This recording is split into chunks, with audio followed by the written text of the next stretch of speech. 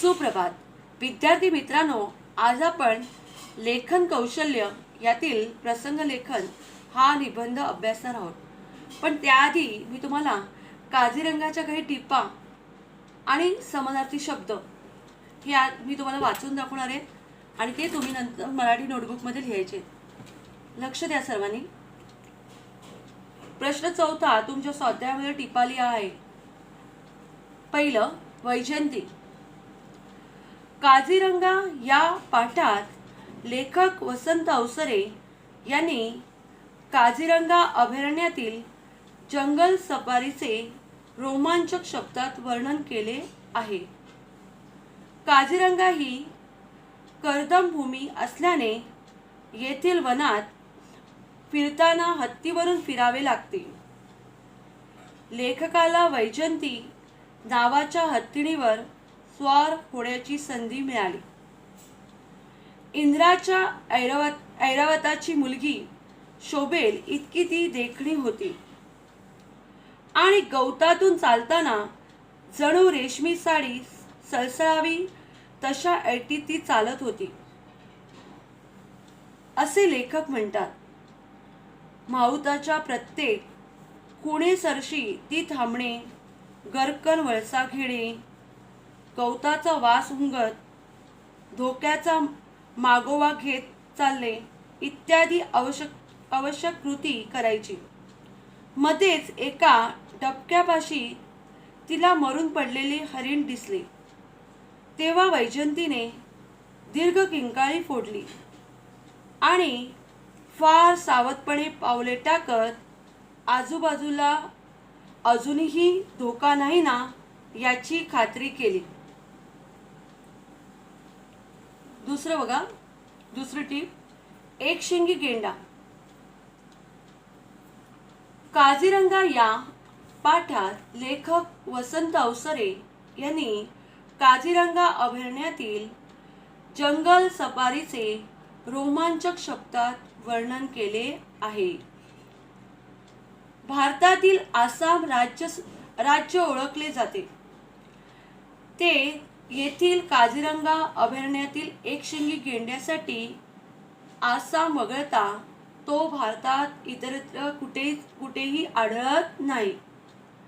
त्यामुळे आसाम राज्य सरकारने एकशिंगी गेंड्यास आसामचे प्रतीक केले असून आसाममध्ये ठिकठिकाणी त्याचे पुतळे उभारले आहेत. वरवर पाहता हा प्राणी निर्बुद्ध वाटतो, पण प्रथम दर्शनी वाटतो तितका काही तो टाकाऊ नाही. जगातील प्रचंड काय प्राण्यात भारतातील या एकशिंगी गेंड्याचा चौथा क्रमांक लागतो. याच्या नाकावरील शिंगांची बाजारातील किंमत सुमारे 2000 रुपये इतकी असते. पुढे बघा, तिसरी टीप दिली आहे तुम्हाला. गेंड्याच्या सवयी म्हणजे त्याच्या सवयी काय तर बघा, सर्व ठिकाणी तुम्ही लक्ष द्या की सर्व ठिकाणी तुम्हाला पाठाचं नाव, हा पाठ कोणी लिहिला, लेखकाचं नाव हे तुम्हाला टिपांमध्ये सर्व ठिकाणी सारखंच लिहायचं आहे. काझीरंगा या पाठात लेखक वसंत अवसरे यांनी काझीरंगा अभयारण्यातील जंगल सफारीचे रोमांचक शब्दात वर्णन केले आहे. सामान्यपणे असे मानतात की गेंडा हत्तीच्या अंगावर चालून जातो, पण विनाकारण कोणाला त्रास देणे वन्य पशूंच्या रक्तात नसते. त्यामुळे गेंडा देखील विनाकारण कोणावर चालून जात नाही.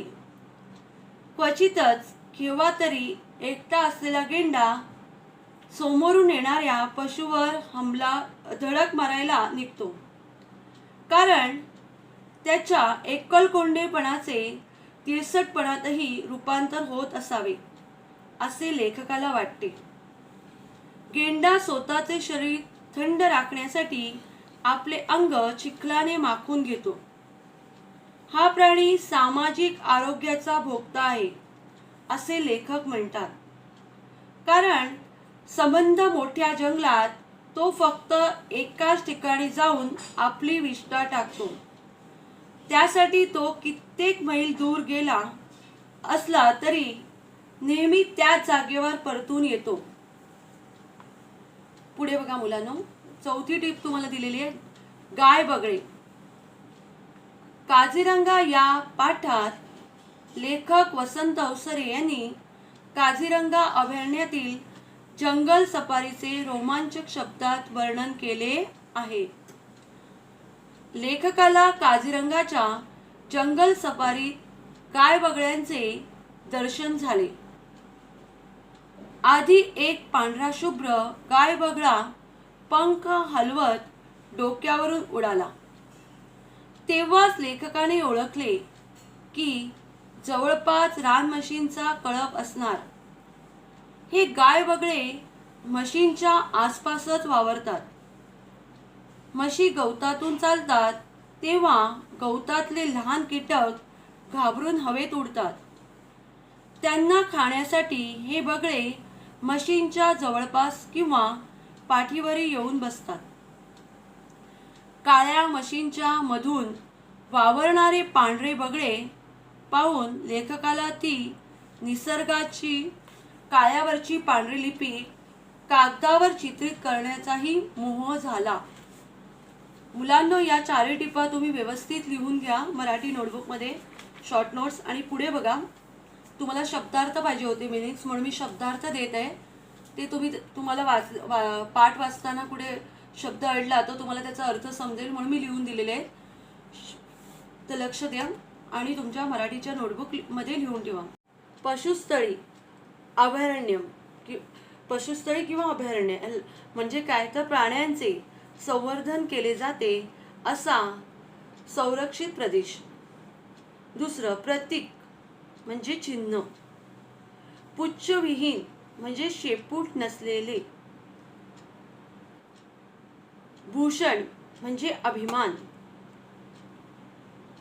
कर्दम भूमी म्हणजे चिखल असलेली जमीन. खूण इशारा. एकलकोंडेपणा म्हणजे एकटे राहण्याची वृत्ती.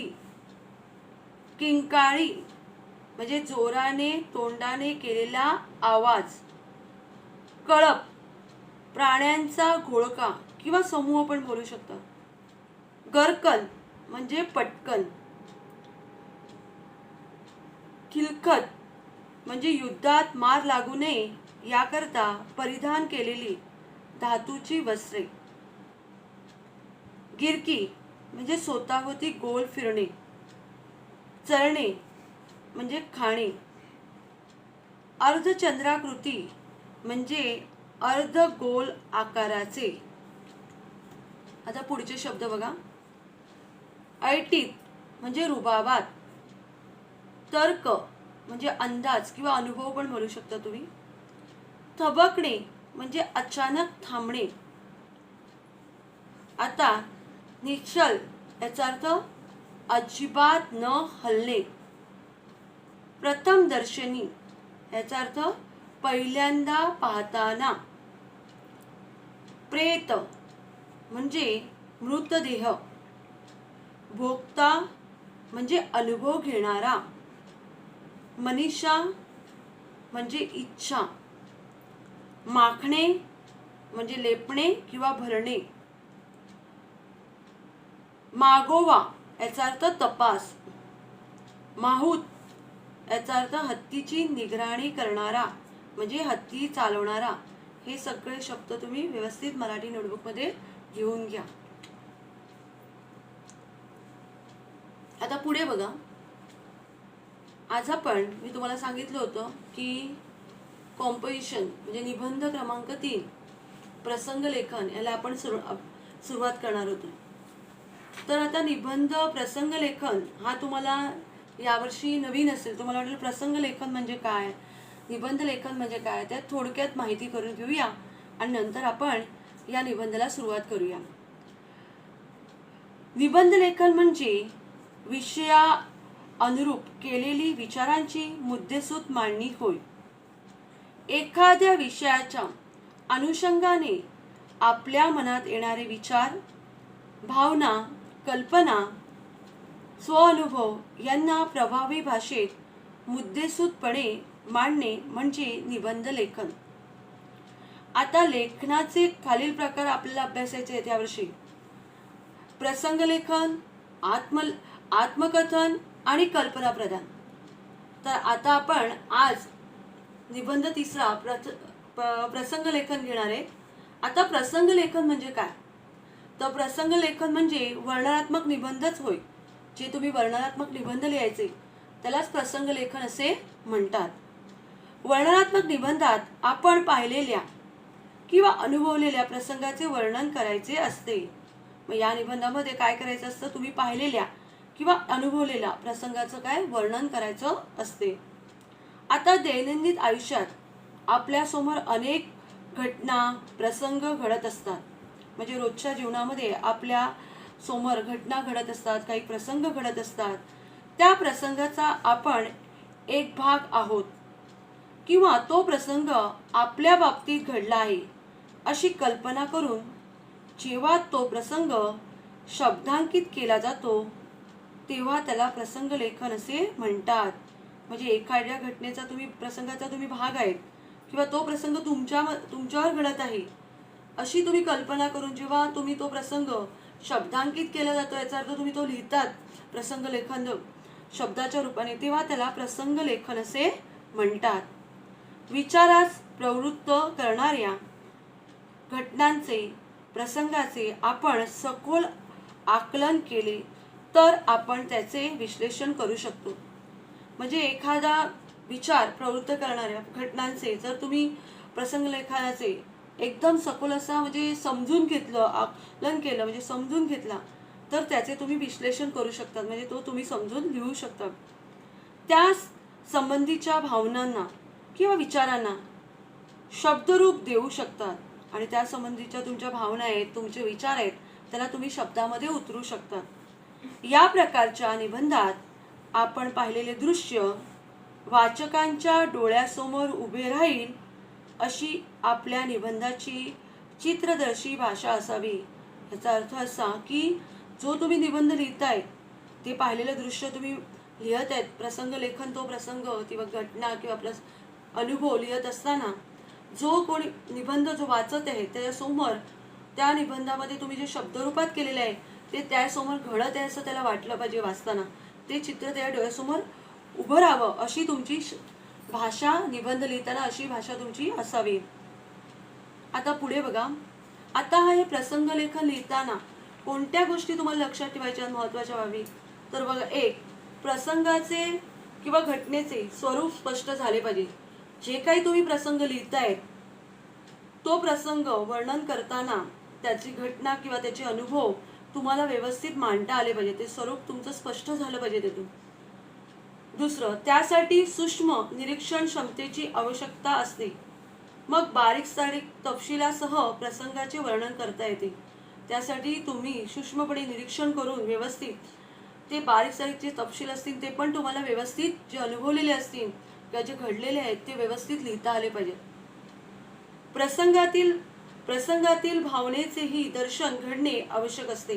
जेव्हा तुम्ही प्रसंग लेखन लिहितात तेव्हा मग त्यामध्ये येणाऱ्या ज्या भावना आहेत, फिलिंग्स आहेत, त्या पण तुम्हाला व्यवस्थितपणे स्पष्ट करता आल्या पाहिजेत. आणि चौथं, चित्रदर्शी संवेदनशील लेखन. म्हणजे खरोखर तो प्रसंग लेखन वाचताना ते चित्र, समजा मी पाहिलेला अपघात हा तुम्ही निबंध लिहिला, प्रसंग लेखन लिहिला, तर तुम्ही जसा तो अपघात पाहिला आणि तो अनुभव तुम्ही लिहत आहेत तर एखाद्याने तो वाचला तर त्याच्या डोळ्यासमोर तो प्रसंग उभा राहायला पाहिजे. चित्रदर्शी तशी त्याची संवेदनशील लेखन असावं असं म्हटलं जातं. आता परीक्षेला तुम्हाला मुद्दे दिले जातील. बघा, आपण हे प्रसंग लेखन घेणार आहेत आज. खालील प्रसंगी तुम्ही उपस्थित होतात, म्हणजे तुम्ही तिथे आहात, त्या रोमांचकपूर्ण प्रसंगाचे वर्णन करा. आता मी इथे घेतलेलं आहे प्रसंग लेखन, मी पाहिलेली जत्रा. आणि मग तुम्हाला परीक्षेला पण असे चौकटीमध्ये मुद्दे दिले जातील आणि तुम्हाला ते वर्णन करायचं असतं. म्हणजे त्याला तो प्रसंग लेखन तुम्ही त्यात. आता तुम्हाला माहिती आहे की आपल्याकडे महालक्ष्मीची जत्रा भरते. त्या महालक्ष्मीच्या जत्रेला आपण जातो, मग ते मित्रांबरोबर असेल, नातेवाईकांबरोबर असेल, किंवा तुम्ही तुमच्या आईवडिलांबरोबर जातात. मग तिथे गेल्यानंतर तुम्ही पाहता, तिथे गेलात तुम्ही का देवळाची सजावट, इथे जसे मुद्दे दिलेले आहेत तसे बघा, तुम्ही पण ते वर्णन छान प्रकारे लिहू शकतात. देवळाची सजावट काय आहे, मग तुम्ही देवदर्शन घेताना कोणता अनुभव आला. मग देवदर्शन घेताना तुम्हाला माहिती आहे खूप रांगाच्या रांगा असतात, तेव्हा तुम्हाला तिकडे रांगेत उभे राहताना काय अनुभव आला. त्याचप्रमाणे आजूबाजूला मंडप दिसतात, त्या मंडपामध्ये तुम्ही बघतात की मंडप उभारलेले आहेत, पुढे खेळण्यांची दुकानं आहेत, कुठे विविध प्रकारच्या वस्तू विकल्या जात आहेत, ते पण तुम्ही डोळ्यांनी पाहता आणि तो पण अनुभव घेतात. त्याचप्रमाणे तुम्ही जत्रेमध्ये काही इथे तुम्हाला दिलंय की भाजी विक्रीचा अनुभव तो घेतलेला आहे म्हणून तिथे लिहिलेला आहे. नंतर तुम्ही तिकडे कोणकोणत्या वस्तू विकत घेतात असेल तर तुम्हाला तिथे ते पण लिहिता येईल की आम्ही कोणकोणत्या वस्तू तिथून विकत घेतो, कोणकोणती खेळणी विकत घेतली. त्याचप्रमाणे तुम्ही जत्रेची मजा कशी घेतली, तर तुम्ही काही खाल्लं, कशावर नंतर तिथे जे आता म्हणतात की तुम्हाला फिरण्यासाठी जत्रेमध्ये भरपूर ठिकाणी तुम्ही जाऊन, जसं मेरी गो राऊंड आहे, दुसरं काही आणखी खेळण्याची तिकडे दुकानं तर असतातच, त्यामध्ये तुम्ही खेळणी पाहिजे तर खेळणी घेऊ शकतात. काही ठिकाणी तिकडे तुम्ही फिरत असताना तुम्हाला काही गेम वगैरे पाहायला मिळतात, ते गेम पण तुम्ही खेळतात तिथे चांगल्या प्रकारे. मग ती सगळी मजा मित्रमैत्रिणींबरोबर असू दे, आईबाबांबरोबर असू दे, किंवा नातेवाईकांबरोबर, ती मजा तुम्ही घेत असतात. नंतर तुम्ही तिथे बघता ती गावाची जत्रा असल्यामुळे तिथे आजूबाजूच्या परिसरामध्ये जी माणसं आहेत ती कशी ते जत्रा व्यवस्थित पूर्णपणे यशस्वी होण्यासाठी सर्व कसे सहकार्य देतात, सगळ्यांचा त्यामध्ये सहभाग असतो, कोण कोण कशा पद्धतीने मदत करतात आणि त्याप्रमाणे त्या जत्रेमध्ये हे सगळं पाहून तुम्हाला किती आनंद होतो. आणि तो आनंद तुम्ही मी पाहिलेली जत्रामध्ये तुम्ही तुमच्या अनुभवाप्रमाणे चांगल्या प्रकारे लिहू शकता. म्हणजे मी तुम्हाला मी पाहिलेली जत्राच निबंध लिहून देणार आहे आता, पण तुम्ही परीक्षेमध्ये जेव्हा येईल किंवा तुम्हाला असा सरावासाठी बरं करायचे तर तुम्ही जो अनुभव घेतलेला आहे, तुम्ही त्या ठिकाणी गेल्यानंतर काय काय पाहिलं, कोणकोणत्या घटना घडल्या, कोणकोणत्या अनुभव घेतले, ते तुम्हाला व्यवस्थित तुमच्या त्या गावाचं नाव असेल किंवा ते देवीचं नाव असेल, जे काही असेल ते तुम्ही छान प्रकारे कमीत कमी 3 परिच्छेद करून लिहू शकतात. जास्त परिच्छेद असले तरी चालतील, पण कमीत कमी 3 परिच्छेद एकाखाली एक असं लिहिता यायला पाहिजे. आणि म्हणून हा जो निबंध आहे तिसरा प्रसंग लेखन, हा तुम्हाला पहिल्यांदा असल्यामुळे हा निबंध मी तुम्हाला लिहून देते आणि हे कॉम्पो बुकमध्येच लिहायचे तुमच्या मराठीच्या निबंधाच्या वहीत.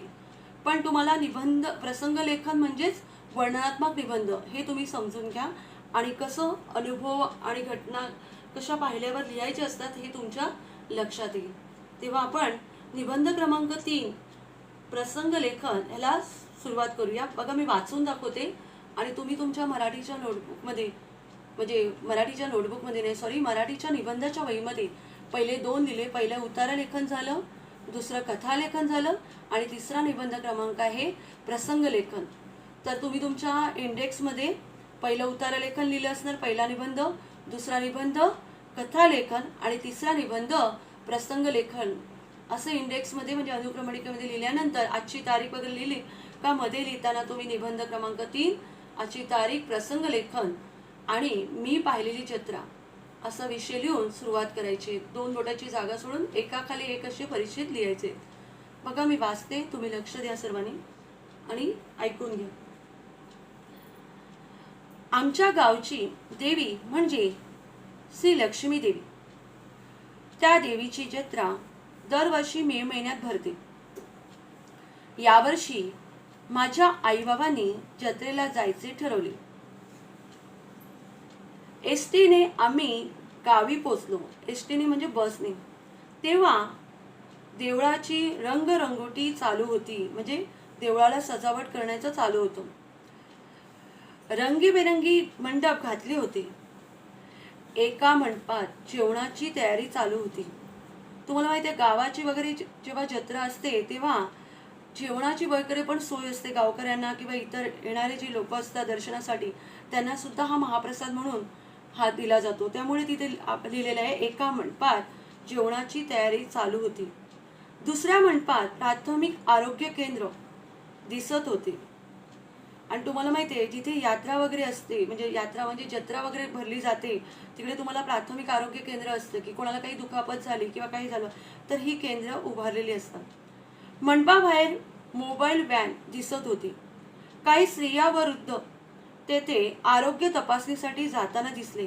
म्हणजे काही स्त्रिया आणि वृद्ध माणसं तिथे आरोग्य म्हणजे तपासण्यासाठी जाताना ते दिसले. तिसऱ्या परिच्छेदाने आम्ही जत्रेत गेलो तेव्हा तेथे खाऊ, खेळणी यांची दुकाने मांडलेली दिसली. बांगड्या विक्रेते, नकली दागिने विकणारे यांच्याकडे स्त्रियांची गर्दी झाली होती. पो पो भोंगे वाजवत लहान मुले सर्वत्र फिरत होती. मला जत्रेत सगळ्यात मजा आली ती लिंबू सोडा पिताना. हे एक पेय आहे. आई बाबाही माझ्याबरोबर जत्रेचा आनंद घेत होते. देवदर्शनासाठी लांबच लांब रांग होती, पण आम्ही भरभर पुढे जात होतो.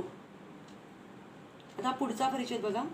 श्री लक्ष्मी देवीचे दर्शन घेऊन आम्ही मेरी गो राऊंड मध्ये बसलो. भेळ खाल्ली, उसाचा रस प्यायलो, खूप मजा आली. जत्रेत मला विशेष आवडली ती स्वच्छता. सगळीकडे नेटकेपणा दिसत होता. परिसरातील लोक उत्साहाने जत्रेत सहभागी झालेले पाहून मला खूप आनंद झाला. पुढचा परिच्छेद मध्ये बघा. जत्रेत मला एक मोठा मंडप दिसला. मी उत्सुकतेने आत शिरलो.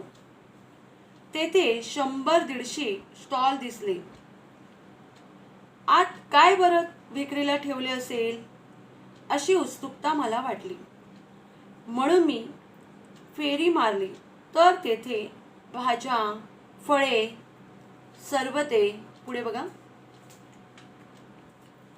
काजू, कोकम, खाद्यपदार्थ, कलाकुसरीच्या वस्तू, कपडे, टॉवेल, नकली दागिने अशा वस्तूंची विक्री चालू असलेली दिसली. पुढच्या परिच्छेदामध्ये एका स्टॉलवर माझी आत्या भाजी विक्री करताना दिसली. सेंद्रिय खतावर वाढवलेल्या भाज्यांची ती विक्री करीत होती, म्हणजे नैसर्गिक खत.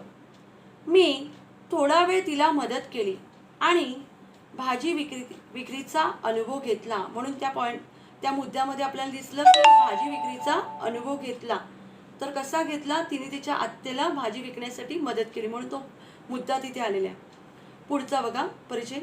जत्रेत गावातील युवक मंडळी स्वयंसेवक म्हणून सहभागी झाली होती. त्यांनी विविध कामांची जबाबदारी स्वतः स्वीकारली होती. मंदिराची स्वच्छता करणे, गर्दीचे नियंत्रण करणे, पोलीस नियंत्रण कक्षांना सहकार्य करणे, आरोग्य केंद्रात आवश्यक सहकार्य करणे इत्यादी कामे ही युवक मंडळी उत्साहाने पार पाडित होती.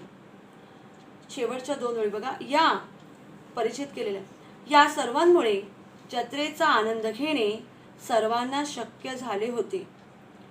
मी आणि माझे आई बाबा जत्रा भेटीमुळे सुखावलो होतो याचा अर्थ आनंद झाला होता. मुलांनो, तुम्ही पहिल्या मी तुम्हाला काझीरंगाच्या टिपा म्हणजे शॉर्ट नोट्स लिहायला दिल्यात. नंतर समानार्थी शब्द तुम्हाला पाहिजे होते की शब्दार्थ जे पाहिजे होते तुम्हाला धडा वाचताना वगैरे कुठे तुम्ही लिहिले नसते म्हणून, तर ते सुद्धा मी दिलेले आहेत. तर तुम्ही मराठी नोटबुकमध्ये लिहा. आणि हा जो निबंध दिलेला आहे प्रसंग लेखन, तो तुम्ही तिसरा निबंध सगळं मराठीच्या निबंधाच्या वहीत लिहायचे. आणि तुम्ही सरावासाठी तुम्ही प्रसंग लेखन दुसरा निबंध असा लिहिला तरी चालेल रबुकमध्ये. मी आता तुम्हाला देत नाही होमवर्क, कारण नोट्स दिलेले आहेत. पुढच्या वेळेला मी तो तुम्हाला सरावासाठी देणार आहे एखादा विषय. त्यामुळे तुम्ही निबंध नीट वाचा आणि नीट समजून घ्या. त्याच्यानंतर तुम्हाला एकच सांगायचं आहे की ह्या सर्व नोट्स आहेत त्या तुम्हाला मी अटॅचमेंट बॉक्समध्ये देत आहे. त्याचप्रमाणे तुम्ही सर्वांनी हे व्यवस्थित ऐकून घेतलं त्याबद्दल तुमच्या सर्वांचं धन्यवाद.